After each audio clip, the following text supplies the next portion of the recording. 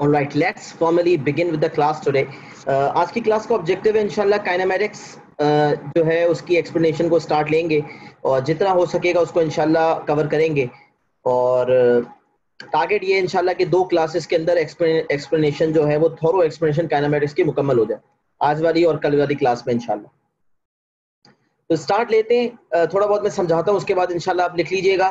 बहुत कुछ चीज़ें ऐसी हैं काइनेमेटिक्स की जो हम ऑलरेडी जो है वो सवालात के साथ साथ पहले देख चुके, और लेकिन इस टॉपिक में दोबारा उन चीज़ों को इंशाल्लाह डिस्कस करूंगा क्योंकि they are a part of kinematics. तो सबसे पहले definition, what is kinematics? Kinematics है क्या?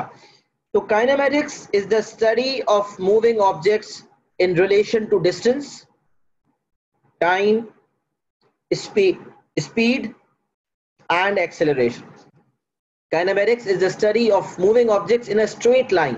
हम जो kinematics देखेंगे ना, that would be motion in a straight line. इस चीज का ख्याल रखें कि हम straight line motion देखेंगे।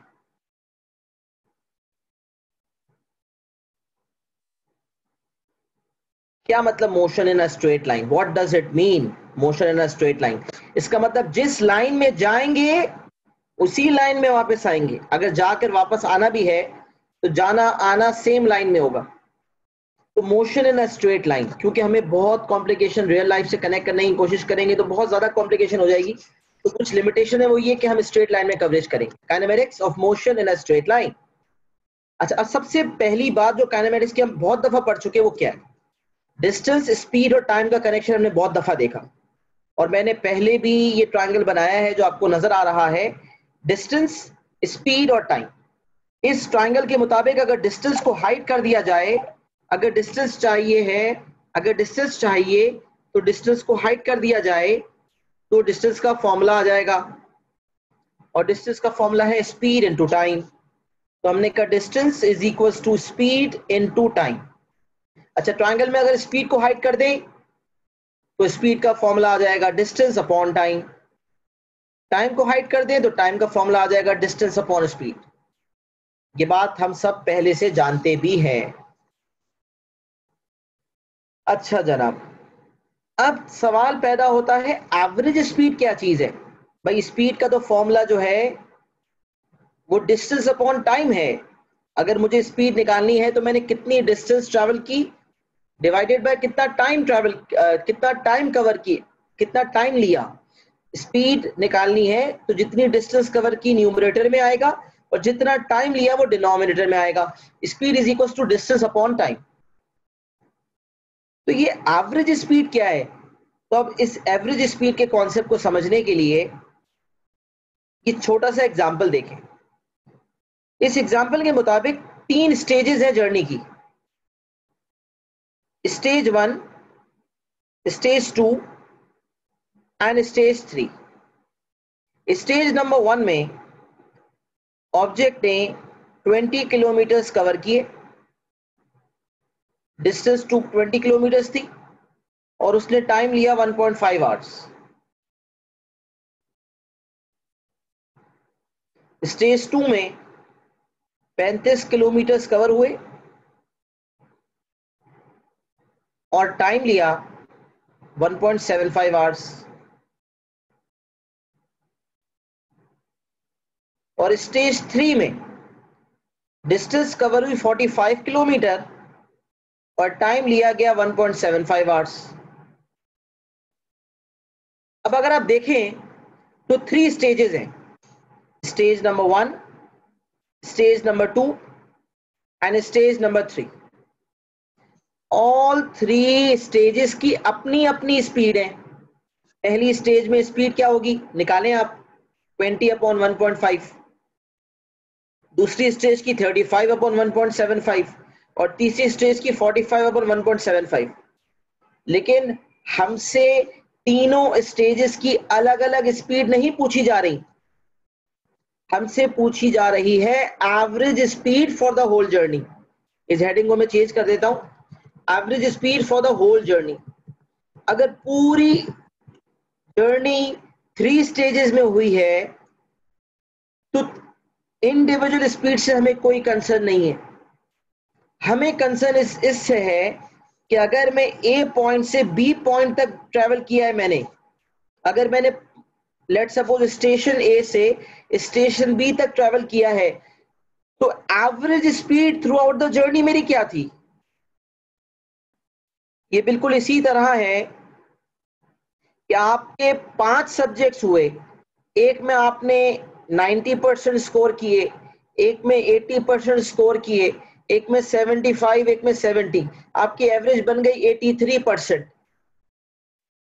तो ऑन एवरेज आपकी जो परफॉर्मेंस थी वो 83% थी।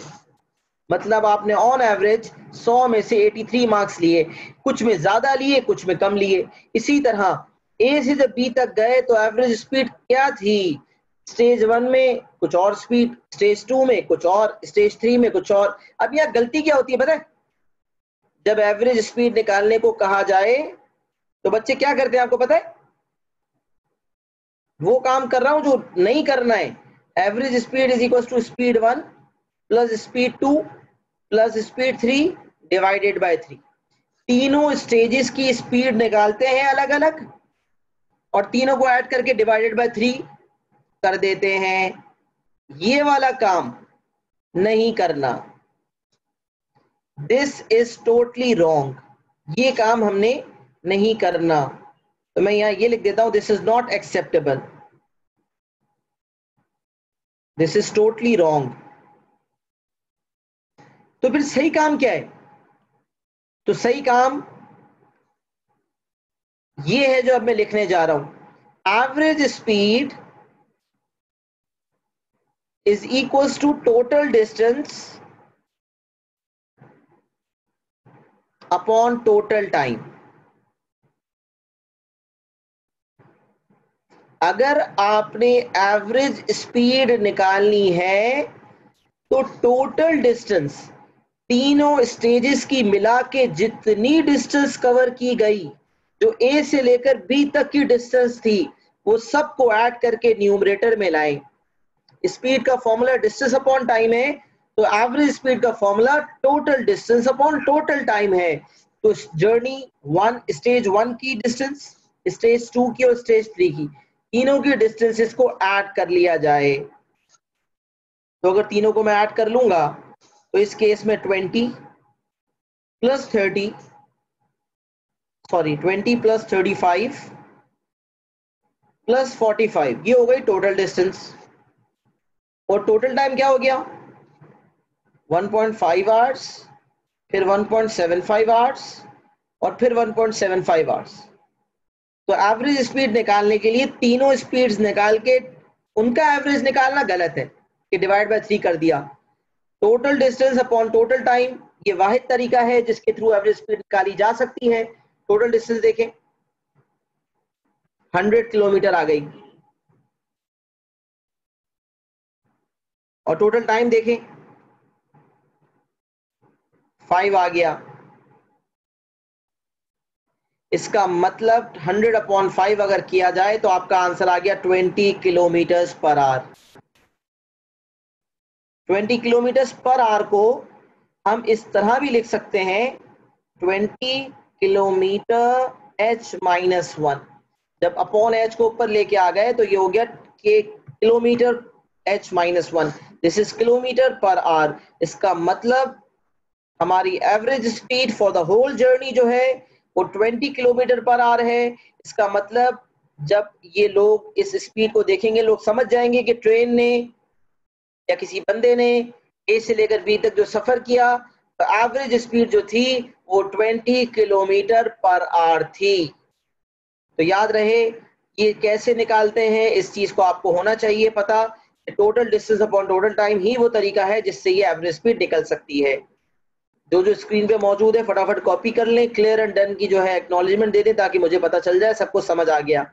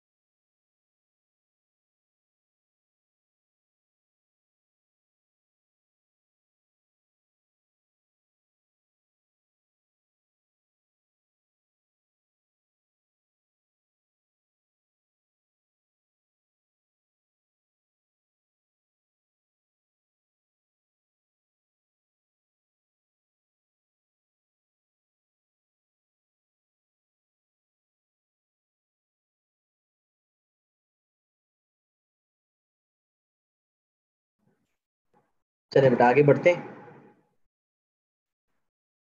अच्छा, let's talk about convergence now. पहले भी कुछ टॉपिक्स में कन्वर्जन्स आई थी और मैंने आपको शॉर्टकट बता दिया था, लेकिन मैंने कहा था डिटेल में बात हम बाद में करेंगे। तो आइए वो वक्त आ गया है जिसमें हमें डिटेल में बात करनी है कन्वर्जन्स पे। सबसे पहले बात करते हैं मीटर पर second two kilometre per our की। तो मीटर पर सेकंड से किलोमीटर पर आवर, तो मीटर और किलोमीटर की कन्वर्जन हम सबको पता होनी चाहिए। क्या है वो कन्वर्जन? 1 किलोमीटर में कितने मीटर्स होते हैं? तो हमने कहा 1000 metre. 1 kilometre is equal to 1000 metre. और आर टू सेकंड की कन्वर्जन भी सबको पता होनी चाहिए। 1 hour is equal to 60 minutes and 1 minute is equal to 60 seconds. तो 1 hour is equal to 60 multiply by 60 seconds. 1 घंटे में 60 मिनट और हर मिनट में 60 सेकंड। तो दरअसल 1 घंटे में 3600 सेकंड होते हैं। 1 hour is equal to 3600 seconds. ये हम सबको याद होना चाहिए। तो अगर मैं मीटर पर सेकंड से किलोमीटर पर आ रहा हूं, तो मैं एग्जांपल के जरिए आपको समझाता हूं ताकि आपको बात समझ आए। लेट्स सपोज हमें 20 मीटर पर सेकंड को कन्वर्ट करना है किलोमीटर पर आवर में, कि क्या आंसर आएगा। तब सोचना क्या है, मीटर पर सेकंड को किलोमीटर पर आवर में कन्वर्ट करने के लिए मीटर को किलोमीटर में कन्वर्ट करना पड़ेगा और सेकंड को आर में, है ना। मीटर वाली चीज को किलोमीटर में कन्वर्ट करना पड़ेगा और सेकंड वाली चीज को आर में कन्वर्ट करना पड़ेगा। तो इसके लिए यह पता होना चाहिए कि 1 मीटर में कितने किलोमीटर हैं। तो भाई जब 1 किलोमीटर में 1000 मीटर हैं, तो इस तरह सोचें कि 1000 मीटर 1 किलोमीटर के बराबर है। तो 1 मीटर कितने किलोमीटर के बराबर होगा? तो हम कहेंगे 1 मीटर, जब 1000 मिला के 1 के बराबर है तो 1 मीटर तो बिल्कुल छोटा सा होगा। तो 1 metre is equal to 1/1000 kilometre. बिल्कुल इसी तरह 1 घंटे में 3600 सेकंड होते हैं, मतलब 3600 सेकंड मिलाकर 1 घंटा बनाते हैं। तो अगर सिर्फ 1 सेकंड की बात करूं तो कितने आवर्स हुए? तो हम कहेंगे 1/3600 hours. 1 second is equal to 1/3600 hour. आइए सब्स्टिट्यूशन करते हैं। 20 मीटर पर सेकेंड का मतलब है 20 मीटर, अच्छा metre per second mean metre upon second. तो इसको इस तरह देखें, 20 को साइड पे रहने दें। मीटर पर सेकेंड का मतलब है metre divided by second. Metre per second का मतलब है मीटर डिवाइडेड बाय सेकेंड। अब 1 मीटर मतलब 1 मीटर डिवाइडेड बाय 1 सेकेंड। तो 1 मीटर किसके बराबर है? 1/1000 किलोमीटर के बराबर है। तो मैंने मीटर की जगह रख दिया 1/1000 डिवाइडेड बाय सेकंड। 1 सेकंड किसके बराबर है? 1/3600 आर के। तो सेकंड की जगह मैंने 1/3600 रख दिया। तो 20, अच्छा डिवाइड जब मल्टीप्लाई में कन्वर्ट होता है तो हम जानते हैं कि मल्टीप्लाई जब कन्वर्ट हो जाता है डिवीजन मल्टीप्लिकेशन में, तो 1/3600 रेसिप्रोकेट हो जाता है 3600/1। अच्छा अभी हो गया 1/1000 इंटू 3600/1। इसको देखा जाए तो ये बेसिकली है 3600/1000। न्यूमरेटर न्यूमरेटर से मल्टीप्लाई हुआ, डिनोमिनेटर डिनोमिनेटर से मल्टीप्लाई हुआ। तो ये जो फिगर है ये क्या बन गया? 3.6। तो 20 को 3.6 से मल्टीप्लाई किया, आंसर आ गया 72 किलोमीटर पर आवर। तो यहां से निकला शॉर्टकट, क्योंकि जब कन्वर्जन आती है तो 1 से 2 मार्क की आती है। इतना टाइम तो होता नहीं है कि पूरी डेरिवेशन दिखाएं। तो डेरिवेशन आपकी अंडरस्टैंडिंग के लिए बताई। अब मैं बताता हूं शॉर्टकट। जब मीटर पर सेकंड से किलोमीटर पर आवर में आना हो तो मल्टीप्लाई करना है बाय 3.6। Multiply by 3.6। अच्छा मीटर पर सेकंड जो है स्मॉल यूनिट है और किलोमीटर पर आवर जो है बिगर यूनिट है। तो स्मॉल यूनिट से जब बिग यूनिट में जाएंगे तो वैल्यू भी बड़ी होगी। सर ऐसा तो वैसे तो नहीं होता ऐसा। अगर मीटर से किलोमीटर में जाता था, अगर मैं बड़े यूनिट में जाता था तो डिवाइड करता था, यूनिट बढ़ता था, वैल्यू छोटी होती थी। किलोमीटर से मीटर में आता था, जब यूनिट छोटा होता था तो वैल्यू बड़ी होती थी। जब एक चीज कम होती थी तो दूसरी चीज तो बड़ा करती थी। यहां पर तो आप कुछ और ही बोल रहे हैं। यहां तो आप कह रहे हैं कि अगर यूनिट बढ़ेगा, मीटर पर सेकंड छोटा यूनिट, किलोमीटर पर आवर बड़ा यूनिट, तो अगर यूनिट को बढ़ाएंगे तो वैल्यू भी बढ़ेगी, मतलब मल्टीप्लाई करेंगे। जी हाँ, मैं यही कह रहा हूं। जो काम पहले करते थे सिंगल यूनिट के वक्त, उससे ऑपोजिट काम होगा। सिंगल यूनिट में जब यूनिट बड़ा होता है तो वैल्यू छोटी होती है तो डिवाइड करना पड़ता है, और जब यूनिट छोटा होता है तो वैल्यू को बड़ा करना पड़ता है, मल्टीप्लाई करते हैं। लेकिन यहां पर जब बड़े यूनिट में जाएंगे तो वैल्यू बड़ी होगी, छोटे यूनिट में आएंगे तो वैल्यू छोटी होगी। ऐसा क्यों होता है? क्योंकि ये सिंगल यूनिट नहीं है, ये दो यूनिट्स का मर्जर है, उसको कहते हैं relative unit.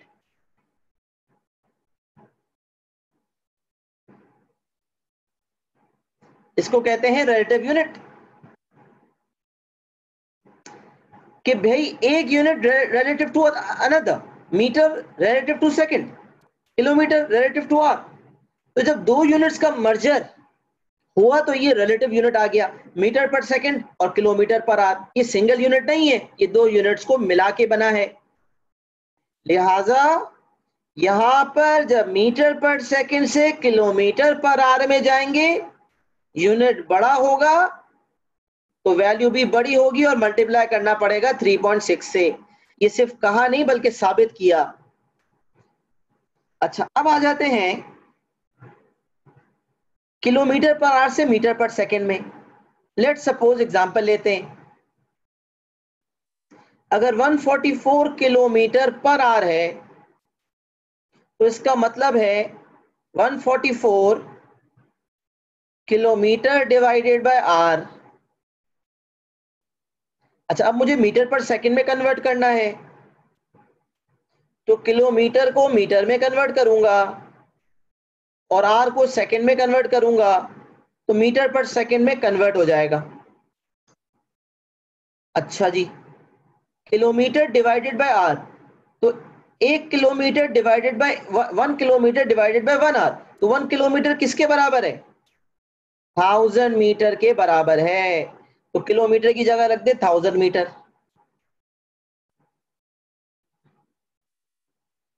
Divided by hour, 1 hour किसके बराबर है? 3600 सेकेंड्स के। तो 1 आवर की जगह रख दे 3600 सेकेंड्स। तो ये दरअसल ये हो गया 144 है, और यहां पर हो गया 1000/3600। अच्छा, कैलकुलेटर पे करेंगे तो कभी 1/3.6 नहीं आएगा, लेकिन सोचें जब 3600/1000 3.6 हो सकता है, तो 1000/3600 रेसिप्रोकेट हो गया। 3600/1000 का आंसर 3.6 है, तो 1000/3600 जो कि उसका रेसिप्रोकल है, उसका आंसर 1/3.6 होगा या नहीं होगा? बिल्कुल होगा। कैलकुलेटर पे करेंगे, कैलकुलेटर नहीं देगा, लेकिन आपको बता रहा हूं कि 3600/1000 जो कि 3.6 है, तो 1000/3600 तो उसी का रेसिप्रोकल है, तो आंसर भी तो उसका रेसिप्रोकल हो जाएगा। तो आंसर जब 3.6 था तो उसका आंसर भी रेसिप्रोकेट हो गया, 1/3.6 बन गया। लिहाजा ये कहानी बन गई 144 1/3.6, जिसका मतलब 144 डिवाइडेड बाय 3.6। तो जब 144 को 3.6 से डिवाइड किया तो भाई क्या आंसर आया? तो आंसर आ गया 40 मीटर पर सेकेंड, जिसको हम 40 ms-1 भी लिख सकते हैं। तो अब देखें भाई हुआ क्या, कि जब भी किलोमीटर पर आवर से मीटर पर सेकंड में आना है तो आपने डिवाइड करना है बाय 3.6। ये हो गया शॉर्टकट। जब किलोमीटर पर आवर से मीटर पर सेकंड में आएंगे तो ये यूनिट छोटा हुआ, किलोमीटर पर आवर बड़ा यूनिट, मीटर पर सेकंड छोटा यूनिट। तो जब यूनिट छोटा होगा तो वैल्यू भी छोटी होगी। Divide by 3.6। तो ये रिलेटिव यूनिट्स जो है, जो दो यूनिट्स के मर्जर होते हैं, ये नॉर्मल कन्वर्जन के मुकाबले में थोड़ा डिफरेंट है। नॉर्मली यूनिट बढ़ने पे वैल्यू छोटी यानी कि डिवीजन, और यूनिट छोटी होने पे वैल्यू बड़ी यानी कि मल्टीप्लिकेशन। लेकिन यहाँ पर यूनिट बड़ा तो वैल्यू बड़ी यानी कि मल्टीप्लाई, यूनिट छोटा तो वैल्यू छोटी यानी कि डिवाइड। तो ये हो गया हमारा कॉन्सेप्ट। तो मैंने हर चीज को वर्किंग के साथ साबित कर दिया और आपको शॉर्टकट बता दिया। याद रहे एग्जामिनेशन में ये छोटे छोटे मार्क्स के लिए चीजें आती हैं, 1-2 मार्क के लिए। आपने पूरी कन्वर्जन दिखाने की जरूरत नहीं है, आपने जो है शॉर्टकट से काम लेना है, शॉर्टकट वैल्यू से मल्टीप्लाई करके दिखाना है और आपने आंसर लाना है। जो कुछ भी है प्रॉपर तरीके से कॉपी कर लें, एक दफा कॉपी इत्मीनान से कर लें, उसके बाद चैट पे लिख दीजिएगा कि क्लियर एंड डन। दोनों इंस्ट्रक्शन देना जरूरी है ताकि मुझे इत्मीनान हो जाए कि आपने लिख भी लिया है और क्लियर भी हो गया। तो पहले लिख लें, उसके बाद लिखिएगा जो लिखना हो।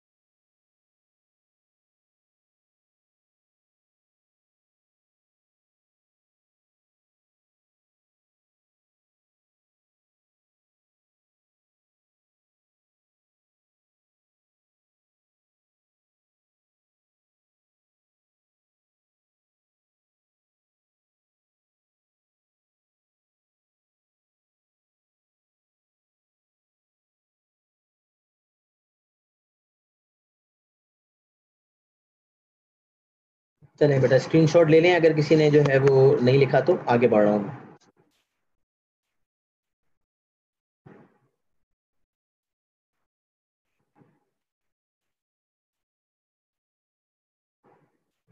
अच्छा बेटा, अब बात करते हैं ग्रेडियंट ऑफ अ कर्व की।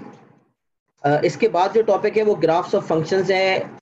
यकीनन कुछ बच्चों ने, काफ़ी बच्चों ने ग्राफ्स ऑफ फंक्शन स्कूल में पढ़ा होगा कि अगर एक कर्व बना के उसका ग्रेडियंट निकालना पड़े, किसी कर्व का ग्रेडियंट निकालना हो तो कैसे निकालते हैं, ये बात डिस्कस हुई होगी।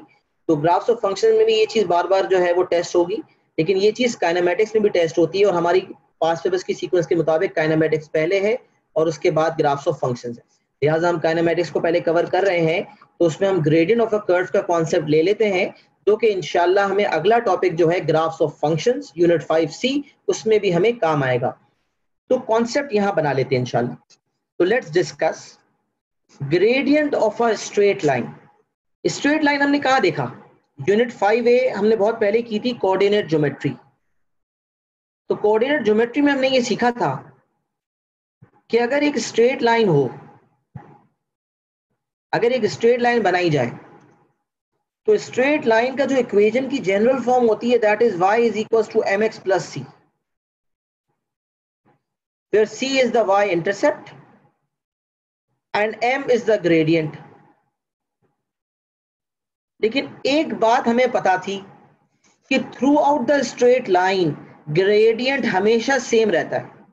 मतलब अगर स्ट्रेट लाइन पे 4 पॉइंट्स हैं A, B, C and D, तो AB का ग्रेडियंट निकालें, BC का ग्रेडियंट निकालें, CD का ग्रेडियंट निकालें या AD का निकालें या किसी का भी निकालें, कोई भी 2 पॉइंट्स लाइन पे ले लें और ग्रेडियंट निकालें। भाई ग्रेडियंट कैसे निकलता है? y2 minus y1 upon x2 minus x1 से निकलता है। तो अगर कोई भी 2 पॉइंट्स लाइन पे ले लिया जाए, कोई भी 2 पॉइंट्स लाइन पर ले लिए जाएं और उनका ग्रेडियंट निकाला जाए, तो स्ट्रेट लाइन का ग्रेडियंट सेम आएगा। Throughout the line gradient same रहता है। तो मैंने सबसे पहली बात यही लिखी, the gradient of a straight line is constant throughout. और second point, gradient of a curve is different at different points. Unlike a straight line, the gradient of a curve is different at different points. Her point पे gradient मुख्तलिफ होगा। मतलब x equal to 1 पे अगर देखा जाए तो कुछ और ग्रेडियंट, x इक्वल टू 2 पे देखा जाए तो कुछ और ग्रेडियंट, हर पॉइंट पे मुख्तलिफ ग्रेडियंट होगा। सवाल ये पैदा होता है कि किसी पर्टिकुलर पॉइंट पे अगर ग्रेडियंट निकालना हो तो कैसे निकालते? किसी पर्टिकुलर पॉइंट पे अगर ग्रेडियंट निकालना हो तो कैसे निकालते हैं? तो how to find the gradient of a curve at a particular point? सबसे पहली बात, first draw a tangent to the curve at that point. अब टेंजेंट क्या है? सर्कल प्रॉपर्टीज में भी पढ़ा कि अगर सर्कल है तो एक ऐसी लाइन जो सर्कल को बाहर की तरफ से सिर्फ एक पॉइंट पे टच करती हुई गुजर जाए उसको टेंजेंट कहा जाता है। तो बिल्कुल इसी तरह जैसे एक स्ट्रेट लाइन सर्कल को टच करती हुई निकल जाती है एक पॉइंट पे, वही स्ट्रेट लाइन अगर कर्व को एक पॉइंट पे टच करती हुई निकल जाए तो भी उसको टेंजेंट ही कहा जाएगा। तो ना सिर्फ सर्कल्स में टेंजेंट बनते हैं बल्कि कर्व्स में भी टेंजेंट होते हैं। तो अगर किसी पर्टिकुलर पॉइंट पे हमें टेंजेंट का ग्रेडियंट, सॉरी, अगर किसी पॉइंट पे कर्व का ग्रेडियंट निकालना हो तो उस पॉइंट पे टेंजेंट बना लें। अब ये काम कैसे, पहले स्टेप की बात करते हैं। लेट्स सपोज, एग्जांपल से देखते हैं। लेट्स सपोज आपसे कहा गया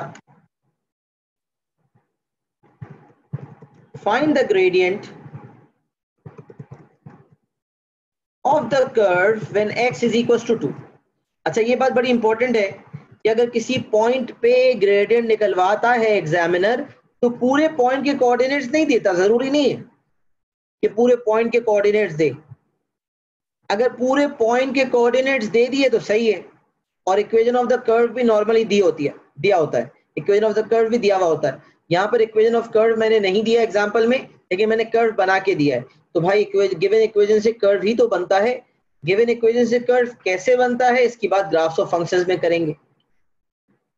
अच्छा, अभी तो सिर्फ इतना समझना है कि अगर एक बना बनाया कर्व हमारे सामने आ जाए और उस बने बनाए कर्व में हमें किसी पर्टिकुलर पॉइंट पे ग्रेडियंट निकालना हो तो कैसे निकालते? तो सबसे इंपॉर्टेंट बात कि अगर किसी पर्टिकुलर पॉइंट पे ग्रेडियंट निकलवाता है एग्जामिनर तो उस पर्टिकुलर पॉइंट का सिर्फ एक्स कोऑर्डिनेट भी दे दे तो हमें पता चल जाता है कि टेंजेंट कैसे बनेगा। अगर x कोऑर्डिनेट y कोऑर्डिनेट दोनों देता है, लेट्स सपोज एग्जामिनर कहता है कि 2,4 पे निकालें, तो भी हमारे काम की चीज जो है वो वैल्यू ऑफ एक्स है। टेंजेंट का बनाना वैल्यू ऑफ एक्स पे डिपेंड करता है, वैल्यू ऑफ वाई का उससे कोई लेना देना नहीं। इसीलिए नॉर्मली देखा जाता है कि जब एग्जामिनर टेंजेंट का कर्व का ग्रेड निकलवाता है तो वो हमें कहता है कि एक्स की वैल्यू ये है और आप जो है ग्रेडियंट निकालो। तो क्या करना है, आज देखें, देखते हैं। जैसे सर्कल्स में ये टेंजेंट हुआ करता था, बिल्कुल इसी तरह अगर ऐसा कर्व है तो ये टेंजेंट होगा। This is a tangent to the curve. तो यहां अगर मुझे कहा जाता है कि x इज इक्वल टू 2 पे निकालो,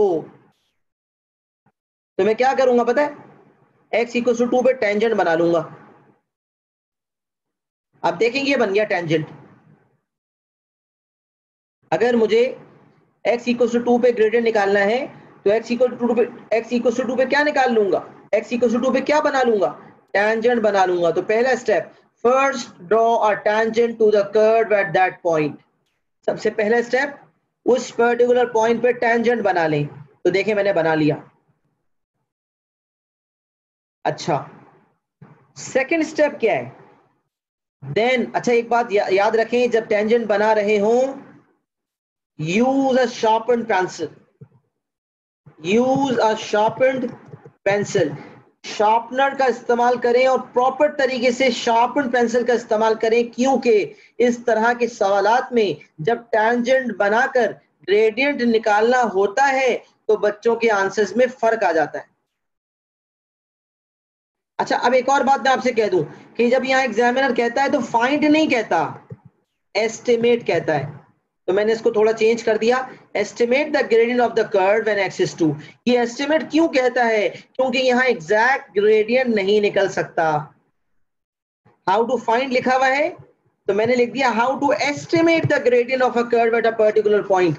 हमारे सिलेबस में, ओ लेवल मैथ्स के सिलेबस में जब कर्व आता है तो एस्टिमेट ऑफ द ग्रेडियंट पूछा जाता है। इसका मतलब एग्जैक्ट तो हम नहीं निकाल सकते, तो एस्टिमेट ऑफ द ग्रेडियंट जो है ओ लेवल मैथ्स के करिकुलम के मुताबिक हमें एस्टिमेट ऑफ द ग्रेडियंट निकालना होता है। तो एस्टिमेट का मतलब ही ये है कि आपका आंसर एक्यूरेट नहीं होगा। तो ऐसे केस में एग्जामिनर कुछ रेंज देता है। होता यह है कि जो एग्जामिनर का आंसर होता है, ये मैं टिप्स में लिख रहा हूं, समझ लें कि यूज अ शार्पन पेंसिल। और दूसरी बात मैं एक और नोट लिख देता हूं, there is a range given in the mark scheme. Marking scheme में एक रेंज होती है जो दी हुई होती है। बाज़ औक़ात ऐसा भी होता है कि हमारा आंसर जो है वो उस रेंज में नहीं आता, उस रेंज से थोड़ा डेविएट कर जाता है। तो उसके लिए क्या किया जाए, उसके लिए शार्पन पेंसिल का इस्तेमाल किया जाए। और टेंजेंट बनाने का एहतियात ये होता है, कोशिश करें कि इस तरह से बने कि टेंजेंसी के पॉइंट के बाद जितनी स्पेस हो उतनी ही टेंजेंसी के पॉइंट से पहले हो। एक तो ये भी सजेशन होनी चाहिए कि टेंजेंसी के टेंजेंट बनाते वक्त ये एहतियात रखें कि वो इस तरह से बने कि जितनी स्पेस बाद में हो उतनी ही पहले भी हो। और उसके अलावा अल्लाह का नाम, अल्लाह से मदद मांग कर टेंजेंट बनाए ताकि टेंजेंट दुरुस्त बने। शार्पन पेंसिल का इस्तेमाल, ये tip, equal space after and before, और अल्लाह की मदद, अल्लाह से मदद मांगेंगे इंशाल्लाह सही बनेगा। तो टेंजेंट बनाया, पहला स्टेप मुकम्मल हुआ। अब सवाल ये पैदा होता है कि टेंजेंट बना के क्या होगा। तो सुने, अगर टेंजेंट बना लिया और टेंजेंट का ग्रेडियंट मालूम हो गया, अगर टेंजेंट का ग्रेडियंट पता चल गया, तो जो टेंजेंट का ग्रेडियंट होगा वो ही कर्व के उस पॉइंट का ग्रेडियंट होगा। आई रिपीट, अगर मुझे कर्व के किसी पॉइंट पे ग्रेडियंट निकालना है तो उस पॉइंट पे मैं एक टेंजेंट बनाऊंगा और उस टेंजेंट का ग्रेडियंट निकाल लूंगा। और अगर टेंजेंट का ग्रेडियंट निकाल लिया तो समझ लें कि उस पर्टिकुलर पॉइंट का ग्रेडियंट भी आ गया। अब सवाल ये पैदा होता है कि टेंजेंट का ग्रेडियंट कैसे निकाला जाए। तो ये सवाल जब आता है, नॉर्मली तो ग्रिड बनी हुई होती है, ग्राफ पेपर बना हुआ होता है, ग्रिड बनी हुई होती है, उस पर लेबल्ड होती है एक्सिस। और जब ग्राफ्स ऑफ फंक्शंस में आता है तो वो बनाना ही ग्राफ पेपर पे होता है। अब ग्राफ पेपर की बजाय, तो क्योंकि आंसर शीट हमारा क्वेश्चन पेपर ही हमारी आंसर शीट है, तो वहीं वो ग्राफ पेपर अटैच करके देता है। उस ग्राफ पेपर में पहले ग्राफ बनाया जाता है, फिर हम टेंजेंट बनाते हैं। अब जब टेंजेंट बनाते हैं तो टेंजेंट तो बहुत सारे पॉइंट से गुजरता है, तो टेंजेंट पे मौजूद कोई भी 2 पॉइंट्स ले ले और उन पॉइंट के कोऑर्डिनेट्स को पढ़ ले। लेट्स सपोज पॉइंट ए जो है उसके कोऑर्डिनेट्स है x1, y1। तो मैं लेट्स सपोज कह देता हूं 8, 16 अंदाजन। यहां मैंने सारी एक्सेस नहीं बनाई, मैं खाली आइडिया दे रहा हूं। और यहां मैं कह देता हूं आपका -6 -8 है आपका आंसर। तो ए एंड बी के कोऑर्डिनेट्स पढ़ लिए। होता यह है कि जब ग्राफ बनता है, टेंजेंट बनता है, तो टेंजेंट ऐसे पॉइंट से भी गुजरता है जिनमें डेसिमल वैल्यूज होती हैं, और टेंजेंट ऐसे पॉइंट से भी गुजरता है जो होल नंबर वैल्यूज होती हैं। तो हमें ऐसे पॉइंट्स लेने हैं जिनके एक्स और वाई दोनों इंटीजर हैं। प्रेफर्ड ये है। When choosing the points on a tangent, prefer those points which has integer coordinates, जिसके कोऑर्डिनेट्स इंटीजर्स हैं। प्रेफर होना चाहिए, प्रेफरेंस उसको मिलनी चाहिए जिनके इंटीजर कोऑर्डिनेट्स हैं।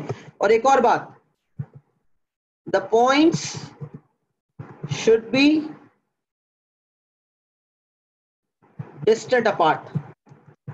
कुछ डिस्टेंस पे होने चाहिए, ये नहीं कि करीब करीब पॉइंट्स ले लिए। और फिर एक और बात, the point of tangency must not be included. ये जो टेंजेंसी वाला पॉइंट है, जो टेंजेंसी वाले पॉइंट के कोऑर्डिनेट्स है, इसको मत शामिल करें। इसके अलावा कोई 2 पॉइंट्स लें। तो टिप्स क्या है? टेंजेंट शार्पन पेंसिल से बनाएं, स्पेस मेंटेन रखें आगे पीछे वाली, अल्लाह से मदद मांगें। टेंजेंट पे जब पॉइंट्स चूज करें तो उनके कोऑर्डिनेट्स प्रेफरेबली इंटीजर कोऑर्डिनेट्स होने चाहिए। Points should be eight a particular distance. कुछ डिस्टेंस होनी चाहिए उनके दरमियान, डिस्टेंस मेंटेन रखकर चलें। और पॉइंट ऑफ टेंजेंसी जो है उसके कोऑर्डिनेट्स को शामिल मत करें। अब जैसे लेट सपोज यहाँ पर मैंने ए और बी जो है 2 पॉइंट्स ले लिए, तो अब ग्रेडियंट निकालने के लिए ए के कोऑर्डिनेट्स हैं 8, 16, बी के कोऑर्डिनेट्स है -6, -8। तो टेंजेंट का gradient y2 - y1 upon x2 - x1, क्योंकि टेंजेंट तो एक स्ट्रेट लाइन है। अच्छा, हालांकि टेंजेंट के जो पॉइंट्स हैं, कोई भी पॉइंट लिया जाए टेंजेंट पे कोऑर्डिनेट्स के मुताबिक, उसूल के मुताबिक, स्ट्रेट लाइन का ग्रेडियंट तो सेम ही होता है थ्रू आउट। तो सर इससे क्या फर्क पड़ता है कि करीब वाले या दूर वाले? भाई यहाँ पर कुछ फर्क, वैसे तो नॉर्मली फर्क नहीं पड़ता, कुछ डेसिमल वैल्यूज का फर्क पड़ता है। ऑल्दो स्ट्रेट लाइन का ग्रेडियंट थ्रू आउट सेम रहता है, लेकिन कोऑर्डिनेट्स लेने पे कुछ आंसर की वैल्यूज पे फर्क पड़ता है। तो जब हम लाइन बनाते हैं तो रीड करते हैं कोऑर्डिनेट्स को, वो एग्जैक्ट तो होते नहीं है कोऑर्डिनेट्स। टेंजेंट की इक्वेशन तो हमारे पास होती नहीं है कि हम जो है वो वाले कोऑर्डिनेट्स हैं जो एग्जैक्टली उस लाइन पे लाया करते हो। जब हम कोऑर्डिनेट्स रीड कर रहे होते हैं तो थोड़ा बहुत फर्क पड़ जाता है रीडिंग में, क्योंकि किसी की पेंसिल थोड़ी मोटी, किसी की पतली होती है। इसीलिए रिकमेंडेशन कर रहा हूँ कि use a sharpened pencil. Equation हो लाइन का और कोऑर्डिनेट्स निकाल लिए जाए तो फिर कोई भी कोऑर्डिनेट इस्तेमाल करो, ग्रेडियंट सेम आता है। लेकिन यहाँ पर क्योंकि पेंसिल सबकी मुख्तलिफ निप्स होती हैं, किसी की पतली किसी की मोटी, तो इसलिए जो है वैल्यूज में कुछ फर्क पड़ जाता है। जब आप बनाएंगे ना तो आपको अंदाजा होगा। ये बात हमने बिल्कुल कर दी ना, मैं वही बात कर रहा हूं कि स्ट्रेट लाइन का ग्रेडियंट सेम रहता है, ये बात कंफर्म है।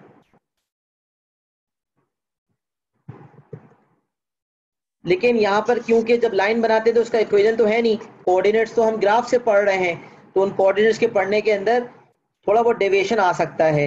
इसलिए जो प्रेफरेंस है वो मैं आपको बता रहा हूँ, इस चीज़ का ख्याल रखें, थोड़ा डिस्टेंट अपार्ट पॉइंट्स हो और जो है वो पॉइंट ऑफ टेंजेंसी ना लें। ये जो पॉइंट ऑफ टेंजेंसी इसके कोऑर्डिनेट्स को इंक्लूड ना करें। ले भी लेंगे तो ऐसा नहीं है कि कोई फर्क पड़ जाएगा, मैं टिप्स दे रहा हूँ। इससे कुछ एक्सपीरियंस भी होता है कोई इंसान का, उससे पता चलता है कि आंसर्स में फर्क आ जाता है। तो बेहतर होता है इन टिप्स को आप फॉलो करें। अच्छा, आप देखें सेकंड पॉइंट में पढ़ रहा हूँ, then using any 2 points on that tangent preferably points must be distant apart and point of tangency must not be included. मैंने यहाँ भी लिखा हुआ है, find the gradient of that point, find the gradient of that tangent, second point covered.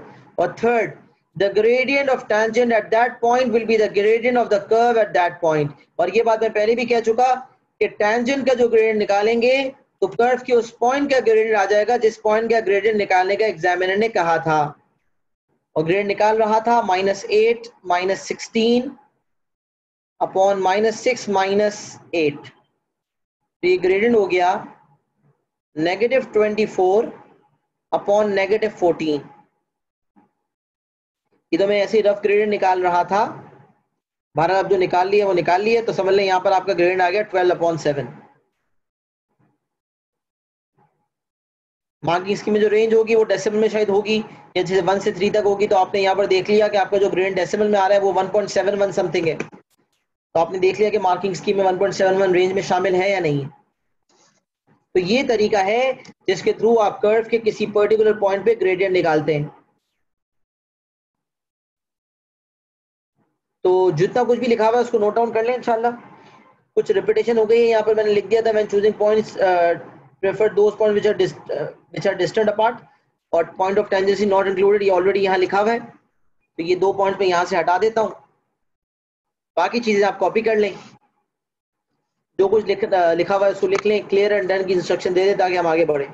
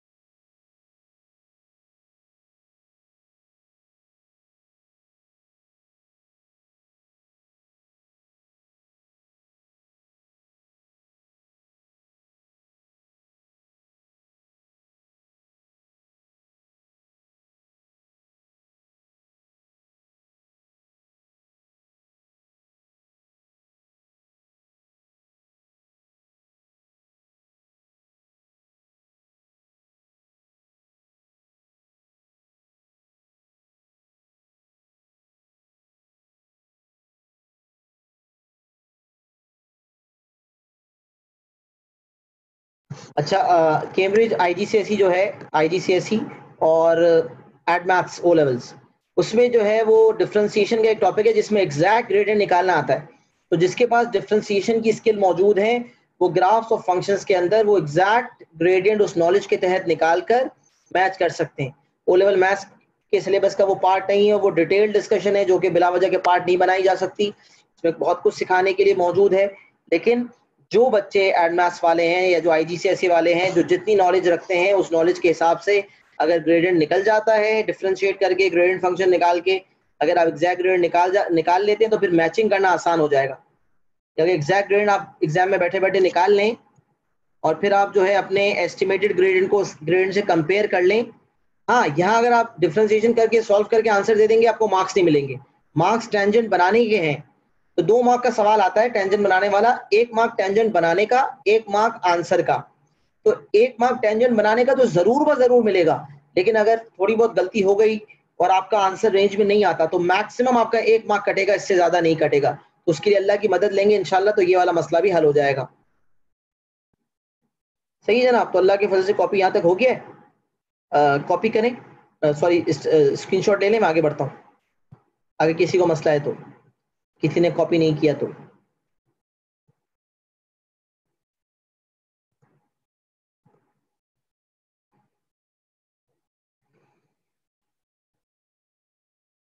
अच्छा जनाब, अब यहां आ जाते हैं increasing decreasing gradient, increasing decreasing gradient वगैरह की बात करते हैं और सारे किस्म के ग्रेड्स की बात करते हैं। तो मैंने यहाँ पर जो है 5 ग्राफ्स बनाए आपके सामने, 1 बाय 1 डिस्कस करते हैं, उसके बाद आप लिख लीजिएगा। अच्छा, जब ग्रेडियंट निकलता है तो होता क्या है, what is the formula of gradient? Gradient का फॉर्मूला क्या है? y2 minus y1 upon x2 minus x1। Which means change in y upon change in x। तो आपको पता है इसको rate of change of y with respect to x भी कहा जाता है। ग्रेडियंट को rate of change of y with respect to x भी कहा जाता है कि भाई जब x चेंज हो रहा है, जब x में तब्दीली आ रही है, तो उसी हिसाब से y में क्या चेंज आ रहा है। अब मैं आपको एग्जांपल देता हूं। लेट्स सपोज ग्रेडियंट 2 है, तो इसका मतलब ग्रेडियंट 2 अपॉन 1 है। तो इसका मतलब पता है क्या है? Change in y upon change in x। हर एक x के चेंज में y कोऑर्डिनेट में 2 का फर्क आता है। अगर x कोऑर्डिनेट में 1 से चेंज आए तो y कोऑर्डिनेट में 2 का चेंज आता है। मतलब अगर x 1 से 2 हो जाए तो y की जो भी वैल्यू होगी वो 2 से बढ़ जाएगी। अगर x 2 गुना 2 से बढ़ जाए, x 1 से 3 हो जाए, तो y 4 से चेंज होगा, y का चेंज 4 होगा। मतलब यहां से ये पता चलता है कि y का चेंज x के चेंज पे डिपेंडेंट है, क्योंकि ये बात हमें पता होनी चाहिए। ये जो y वाला वेरिएबल है ना, this is the dependent variable, और ये जो x है ना, this is the independent variable. Independent variable जब चेंज होता है तो डिपेंडेंट वेरिएबल जो उस पर डिपेंड कर रहा होता है वो भी चेंज होता है। तो डिपेंडेंट वेरिएबल किस तरह चेंज हो रहा है, what is the rate of change. तो जब ग्रेडियंट निकालते हैं तो हमें पता चलता है कि डिपेंडेंट वेरिएबल का रेट ऑफ चेंज क्या है। डिपेंडेंट वेरिएबल का रेट ऑफ चेंज क्या है कि इंडिपेंडेंट वेरिएबल के चेंज होने पे डिपेंडेंट वेरिएबल में क्या चेंज आता है।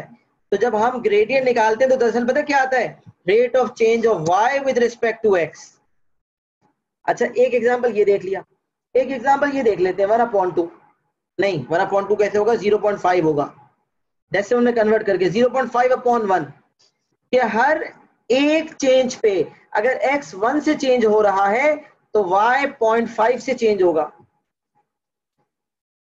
जो भी x का चेंज आएगा उसका हाफ चेंज जो है वो y पे आएगा। तो rate of change of y with respect to x, x independently change होगा और y उस पर डिपेंड करेगा। अच्छा, हमने डायरेक्ट एंड इनवर्स प्रोपोर्शंस पढ़ा था, तो हमने डायरेक्टली प्रोपोर्शनल इनवर्सली प्रोपोर्शनल में कुछ सीखा था। डायरेक्टली प्रोपोर्शनल जो है क्या सीखा था? When x increases y also increases. जब एक वेरिएबल बढ़ेगा तो दूसरा भी बढ़ता है। जब दोनों बढ़ेंगे इसका मतलब दे आर डायरेक्टली रिलेटेड, और जब x कम होगा तो y भी कम होगा। इसी तरह इनवर्सली प्रोपोर्शन जब पढ़ा था तो हमने कहा था जब x बढ़ता है तो y कम होता है, और जब x कम होता है तो y बढ़ता है। यहां एक और बात सुने कि अगर x बढ़ने पे y बढ़े या x कम होने पे y कम हो, इसका मतलब the variables are directly proportional.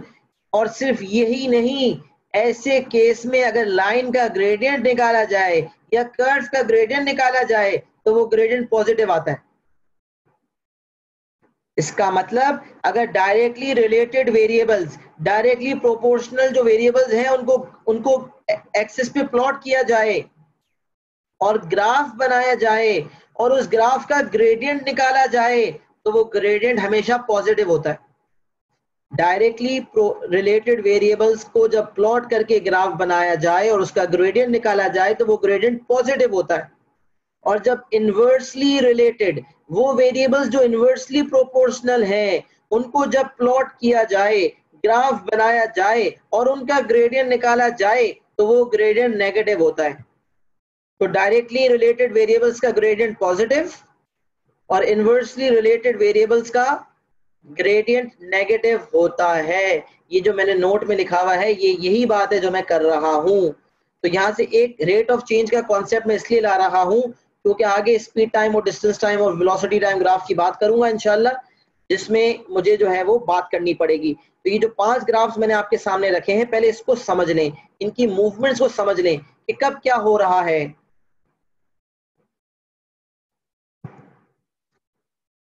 तो सबसे पहला ग्राफ, x बढ़ाने पे y बढ़ रहा है। सबसे पहले वाले ग्राफ की बात करें, सबसे जो पहला वाला ग्राफ है उसमें x बढ़ने पे y बढ़ रहा है, इसका मतलब ग्रेडियंट पॉजिटिव है। और क्योंकि ये स्ट्रेट लाइन है, आप देख सकते हैं ये कर्व नहीं है, ये स्ट्रेट लाइन है, लिहाजा इसका ग्रेडियंट कांस्टेंट है। ग्रेडियंट भी क्या है? कांस्टेंट। तो हम कह रहे हैं पहला वाला जो ग्राफ है इसका ग्रेडियंट पॉजिटिव है और कांस्टेंट है, तो कांस्टेंट पॉजिटिव ग्रेडियंट वाला ग्राफ। अच्छा, सेकंड सेकंड ग्राफ देखें। सेकंड ग्राफ में कर्व बना हुआ है, जो कर्व इंक्रीज हो रहा है, कर्व का शेप आप देखिए यूं जा रहा है। तो ये क्या हो रहा है? ये वो कर्व है जिसका ग्रेडियंट बढ़ रहा है। ये ऐसा कर्व है जिसका ग्रेडियंट, क्योंकि कर्व का ग्रेडियंट तो चेंज होता है, हर पॉइंट पे मुख्तलिफ होता है। तो सबसे पहले तो ये सॉर्ट आउट करें कि यहाँ ग्रेडियंट पॉजिटिव होगा या नेगेटिव होगा। तो आप खुद बोलें, खुद सोचें, क्या x बढ़ाने पे y कम हो रहा है या बढ़ रहा है? तो आपको जवाब मिल जाएगा कि x बढ़ाने पे सर y बढ़ रहा है। इसका मतलब यहाँ पर जो ग्रेडियंट है वो पॉजिटिव है। सेकेंड वाला जो ग्राफ है इसमें ग्रेडियंट पॉजिटिव है, लेकिन ग्रेडियंट पॉजिटिव होने के साथ साथ इंक्रीजिंग भी है। सर ये कैसे पता चला आपको? तो देखिए मैंने 2 पॉइंट्स मार्क किए, पॉइंट ए और बी। पॉइंट ए पे टेंजेंट बनाए और फिर पॉइंट बी पे टेंजेंट बनाए। भाई कर्व के किसी पॉइंट का ग्रेडियंट निकालना हो तो टेंजेंट ही तो बनाते हैं। तो मैंने कहा ए का ग्रेडियंट निकालने के लिए ए पे टेंजेंट बनाता हूं और बी का ग्रेडियंट निकालने के लिए बी पे टेंजेंट बनाता हूं। मैंने ए पे भी टेंजेंट बनाया और मैंने बी पे भी टेंजेंट बनाया। जब मैंने दोनों पे टेंजेंट बनाया तो मेरे सामने कुछ सूरत हाल ये आई कि सर ये जो टेंजेंट्स हैं इनके तो ग्रेडियंट बढ़ रहे हैं। आप देखें, मैंने जो पहला टेंजेंट बनाया और फिर जो मैंने दूसरा ग्रेडियंट टेंजेंट बनाया, तो टेंजेंट जब हॉरिजॉन्टल से वर्टिकल की तरफ मूव करता है तो ये स्टीप होता है मजीद। तो अगर लेट सपोज यहाँ वाला ग्रेडियंट 2 था तो यहाँ वाला ग्रेडियंट 3 होगा। ये हमने कोऑर्डिनेट ज्योमेट्री में डिस्कस किया था कि हॉरिजॉन्टल लाइन का ग्रेडियंट होता है 0 और वर्टिकल लाइन का ग्रेडियंट होता है इंफिनिटी। तो जब हम हॉरिजॉन्टल से वर्टिकल की तरफ मूव करते हैं तो हमारा ग्रेडियंट कॉन्स्टेंटली बढ़ता चला जाता है।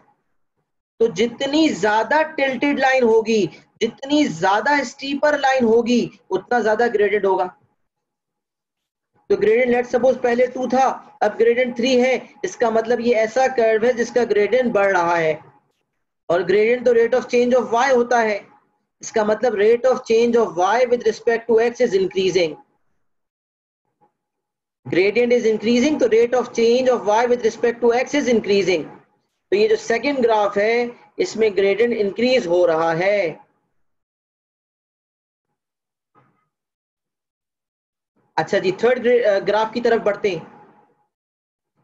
जो थर्ड ग्राफ है उसमें आप देखें तो मैंने 2 पॉइंट्स फिर मार्क किए।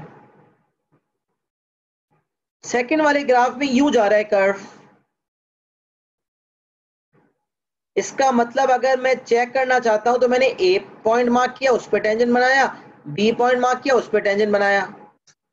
तो आप खुद देख सकते हैं कि जो टेंजेंट में बना रहा हूं वो लेस स्टीप हो रहा है, मतलब टेंजेंट जो है उसका ग्रेडियंट कम हो रहा है। लिहाजा अगर पहले उसका ग्रेडियंट 3 था तब तो उसका ग्रेडियंट 2 हो चुका है। तो gradient is decreasing. So decreasing gradient means rate of change of y with respect to x has decreased. तो constant positive gradient, increasing gradient है लेकिन ये भी पॉजिटिव है, डिक्रीजिंग ग्रेडियंट है लेकिन ये भी पॉजिटिव है। पॉजिटिव क्यों है भाई? क्योंकि देखें आप x बढ़ाने पे y बढ़ रहा है। अच्छा, फिर चौथा ग्राफ। चौथे ग्राफ पे अगर आप देखें तो एक हॉरिजॉन्टल लाइन नजर आ रही है, लेकिन ये हॉरिजॉन्टल लाइन, किसी भी हॉरिजॉन्टल लाइन का ग्रेडियंट हमें पता है क्या होता है? 0 होता है। इसका मतलब चौथा ग्राफ वो है जिसका ग्रेडियंट 0 है। तो this is a 0 gradient graph. Fourth graph is zero gradient. अच्छा, फिर पांचवा ग्राफ, एक लाइन नीचे की तरफ आ रही है, तो आप देख सकते हैं कि x बढ़ाने पे y बढ़ नहीं रहा बल्कि कम हो रहा है। 1 से लेकर 4 तक तमाम ग्राफ्स में x बढ़ाने पे y बढ़ रहा था, नहीं 1 से 3 तक x बढ़ाने पे y बढ़ रहा था, और फोर्थ ग्राफ में x जितना बढ़ा लो y में कोई चेंज ही नहीं आ रहा। y अगर 5 था तो 5 ही है, x जितना बढ़ा लो y में कोई चेंज ही नहीं है। जब x बढ़ाने पे y में कोई चेंज ही नहीं है तो rate of change of y क्या है? रेट तो तब होगा ना जब y में कोई चेंज आएगा। तो हम कह रहे हैं rate of change of y with respect to x is zero. मतलब y का चेंज x के चेंज पे डिपेंडेंट नहीं है, x बढ़ता जा रहा है, y को फर्क ही नहीं पड़ रहा, तो gradient is zero. Rate of change of y with respect to x is zero. और फिर जो पांचवा ग्राफ है उसमें जब x बढ़ा रहे हैं तो y कम हो रहा है, इसका मतलब ये इनवर्सली प्रोपोर्शनल है, लिहाजा ग्रेडियंट नेगेटिव है। और क्योंकि ये एक स्ट्रेट लाइन है लिहाजा ग्रेडियंट कांस्टेंट है, लेकिन क्योंकि x बढ़ने पे y x बढ़ाने पे y कम हो रहा है इसलिए ग्रेडियंट नेगेटिव है। तो आखिरी ग्राफ में हमने कह दिया कांस्टेंट नेगेटिव ग्रेडियंट। जितने ग्राफ से मौजूद जो जो बातें ऐड की हैं कॉपी कर लें, कॉपी करने के बाद क्लियर एंड डन लिख दें ताकि मैं समझ जाऊं कि मुझे आगे बढ़ना है।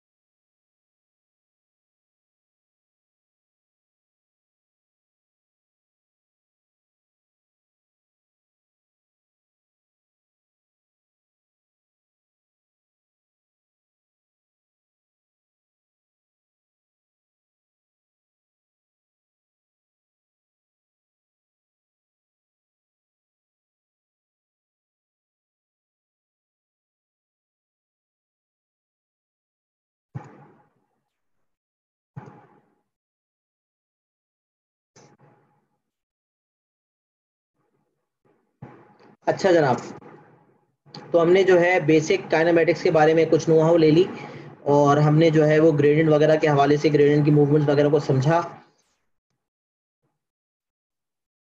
और बेसिक बातें हमने कर ली कन्वर्जन वगैरह के हवाले से।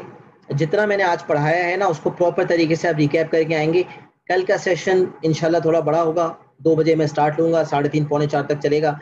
जितना भी एक्सप्लेनेशन होगी उसको इंशाल्लाह कल वाइंड अप करेंगे। तो इंशाल्लाह आज मैंने जितना पढ़ाया ग्रेडियंट की मूवमेंट्स वगैरह के हवाले से उसको इंशाल्लाह जहन में रखें। कल इंशाल्लाह गुफ्तगू को कंटिन्यू करेंगे और कल इंशाल्लाह काइनेमेटिक्स की एक्सप्लेनेशन को मुकम्मल करेंगे। आज के लिए इंशाल्लाह इतना ही रखते हैं, मिलते हैं इंशाल्लाह अगली क्लास में। अपना बहुत ख्याल रखिएगा। अल्लाह हाफ़िज़।